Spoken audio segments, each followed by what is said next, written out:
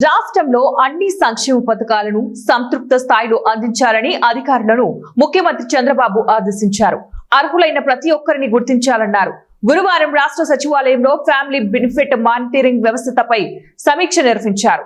ఈ సందర్భంగా ముఖ్యమంత్రి మాట్లాడుతూ ప్రతి కుటుంబానికి ఒక ఫ్యామిలీ స్కోర్ కేటాయించాలన్నారు. ఆయా కుటుంబాలకు రాష్ట్ర ప్రభుత్వం అందిస్తున్న ప్రయోజనాలపై పారదర్శకంగా ఉండాలన్నారు. దీనికోసం ఫ్యామిలీ కార్డు అందించాలన్నారు. ప్రభుత్వ పథకాలను ఆ కార్డులో పొందుపరచడంతో పాటు పూర్తి వివరాలు అందులో ఉండేలాగా జాగ్రత్తలు తీసుకోవాలని చెప్పారు. కుటుంబంలో ఎంతమంది ఉంటే అంతమందికి ఆ కార్డు ఇవ్వాలని ఆదేశించారు. ఆధార్ కార్డు తరహాలో వారి అవసరాలకు ఉపయోగించుకుంటారని అన్నారు. ఆ కుటుంబాలను ఆర్థికంగా నిలదొక్కునేలాగా చేయాలన్నారు. రాష్ట్రంలో ప్రతి కుటుంబ సంక్షేమం, కనీస అవసరాలు తెలుసుకునేలాగా క్షేత్రస్థాయిలో సమాచార వ్యవస్థను పటిష్టపరచాలని అధికారులను ఆదేశించారు. బీసీ, ఎస్సీల్లో ఉన్న కొన్ని కులాలు చాలా వెనుకబడి ఉన్నాయని, ఆర్థికంగా సామాజికంగా వారికి లబ్ధి అందించడం లేదని ఆవేదన వ్యక్తం చేశారు. ఓసీలో కూడా ఇంకా ఆర్థికంగా వెనుకబడిన వారున్నారని తెలిపారు.